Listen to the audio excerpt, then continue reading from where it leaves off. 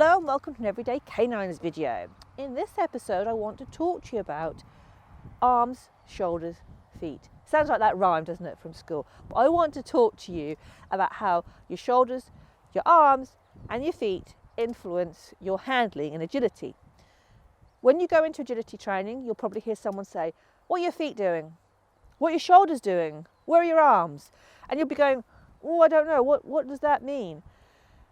It means that your body language is very relevant to what your dog does on a course. When we're talking about the line of our feet or shoulders or arms, what we mean is, where are they pointing? Because generally our dogs are either watching our shoulders or our feet. Smaller dogs tend to be more fixated on feet, bigger dogs tend to be more fixated on shoulders. That's a generalisation because, it varies. But on the whole, little dogs tend to want to look at feet more because, let's face it, that's at their level. They use where your shoulders or feet are pointing to help guide them to where they need to go. So let me demonstrate what I mean. So I took the pole away so you can see my feet better. Right, imagine I'm asking my dog to come up to this jump and go across, and we're going at an angle, we're going over there. My feet are going to point this way, probably like that, to assist that manoeuvre. So the dog's coming along, they're looking at my feet, they're saying, her feet are pointing at that jump, that's what I'm going to take. Now, I have worked a lot on verbal cues where the word means something different to what my feet are doing. So I can change that up. I can ask my dog to go over a jump and have my feet facing the wrong way. That's another advanced level. But at basic level, when you're asking your dog to do something, your feet need to be pointing where they're going to go. Even though my dogs are experienced, if I had a straight line there and I ran and I turned, my dogs would go, "Your feet are going that way and you want me to go that way," and I can't do that. So when someone says, "Where were your feet facing?" what they're meaning is, were your feet guiding the dog, or were your feet turned in a funny direction which made the dog think, "Oh, she doesn't want me to take that." Same with shoulders. Our shoulders are guiding our dog. Dogs are watching these very carefully to see where they're going. And again, if your shoulders are off and they're not pointing where you want them to be, now, if you've got a lot of strong verbal cues, you would perhaps expect, you're a distance handler, expect your dog to do that anyway. But for a lot of us, if my arm's not pointing the right direction, the shoulder is not pointing the right direction, the dog is going to miss. For instance, another example, I want my dog to power over that line, but I want to be over there. I'm sending my dog, I turn my body to go over there, but I want them to go over that way. Look where my shoulders are now, they're pointing the wrong way. I can expect my dog to come over that jump, notice that my shoulders are pointing the wrong way, and go, "Oh, she wants me to turn in." This is what happens when your dog is very based upon motion. But for most handlers, this is where it all begins, and your dog is based on motion. That'll be where it comes there. It's much later on when you get more experience and your dog can do things while you're pointing in all the wrong ways. So that's why you need to think about your shoulders and your feet when you're running. And you'll see time and time again, a dog goes wrong. People go, "Why did the dog go wrong?" And it's because feet were pointing in the wrong way, or the shoulders were not where the dog wanted to be. So in this example I just said to you, what I would actually do, though I'd be running that way, my shoulder would be turned that way, helping my dog to say, "You're still going that way." So that's your shoulders and your feet. Let's talk about arms. Arms are your key handling tool when you do agility. These are going to be doing a lot of work, and these are where things go wrong quite often because people don't think what their arms are doing, or they do things too quickly and it all goes pear-shaped. So let's talk about simply to begin with. Your dog is connected to this finger, imagine this end of your arm. This is your line to the dog. You imagine there's an invisible line to your dog's nose. That is where it's connected to. Wherever your finger is going, the likelihood of your dog is going to be following it. So when I'm running, my dog is behind me. I want my arm to be behind me so that I've got my line connected to it. You imagine if I'm running and the dog's behind me and I've got my arms here, where's the line? The line can't connect. That's the dog is connected to the line. It's also why we call it connection. You're connecting with your dog not just through eye contact by looking at your dog, but through that hand. So arm there. If my dog's beside me, my arm will be beside me. And if my dog is going ahead, my arm is going forward to guide them on. So you imagine the dog has got to come from behind me, take this jump and power past me. My arm would do something like this to take them forward. Whenever we're doing stuff with our dog, we want to be thinking where our arms are and can our dog see our arms?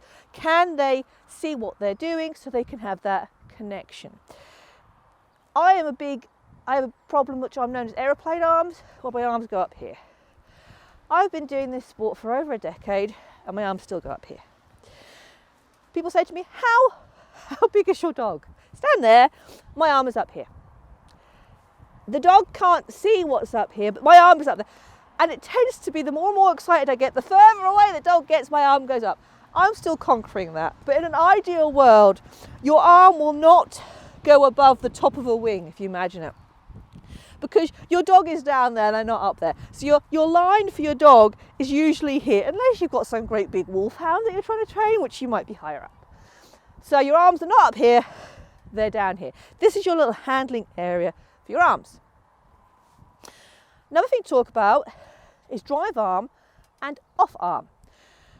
You'll hear those words and you go, ooh, what does that mean?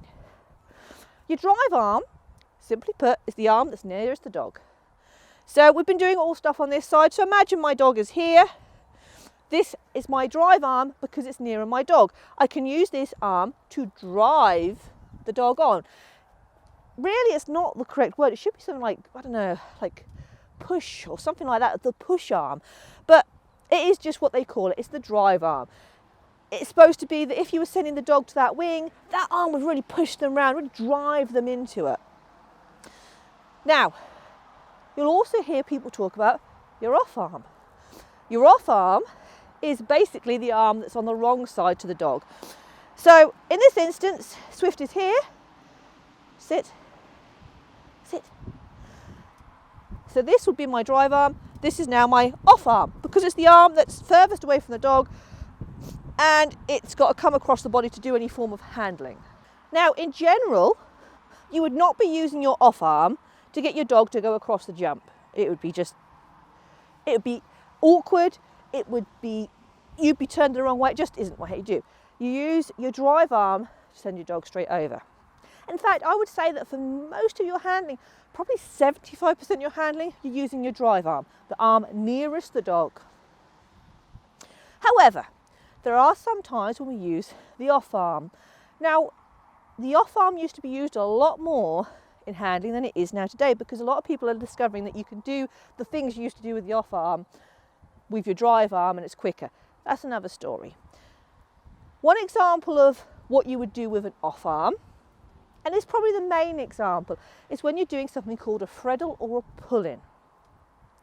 I'll explain those in greater depth in another video, but basically a pull-in or a freddle is where the dog has got to come around something and over the jump. So if my dog was here, imagine it's there, I'm here, I want my dog to come around the jump, I don't want to go straight, I would use the off arm to pull them in. Same applies if you're doing a tunnel and you don't want to take the obvious entrance. That's something we do. We use an off arm to take them into the wrong entrance. Now, as handling is moving on, people are doing these maneuvers without using the off arm. So the off arm is starting to become more and more redundant, but you'll still hear it used by handlers and trainers, and you're still probably going to come across it. So you need to know what it is and what someone is asking you to do when they say put your off arm across your body. The one place where I still do use my off arm every single run is for my start line, and this is purely optional. When I set my dogs up on the start line and it comes from obedience, I always use my off arm to tell them to wait, and I walk out like this and set them up. That's just one of them things that I do. That's one place.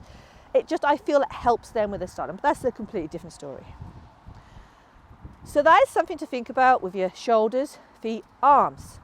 Another thing to think about, and again, this is a little bit of a personal thing, but I do think it helps, is, and I'm going to take my gloves off, so my fingers are going to be cold now, whether your hand is open or closed. You say, what does that matter? For me, an open hand means drive, really drive and push. A closed hand means slow down, you're doing something that you need to be a bit more controlled over. So when I'm driving a dog down a straight line, my hand is open and pushing. When I'm doing something like I want to bring them tightly around this wing, my hand closes up. To be fair, it's not always consistent, because if I sent my dog around the back of that wing, I would still be using an open hand. But it is something to bear in mind and think about. You can use that as an extra signal for your dog to help them do various things. The last thing to think about, and this is the one that gets everybody, is how all those maneuvers come together. You know, we've got to now combine feet, shoulders, arm and hands, if you're doing that, with whatever you're doing. And yeah, that is the one that tends to get people going, woo! It's the sort of thing that with practice becomes muscle memory and you just do it automatically. So you can see when I came up there and wanted to do that push around that wing, I just went without even thinking, put my drive leg forward, put my drive arm forward, and I went.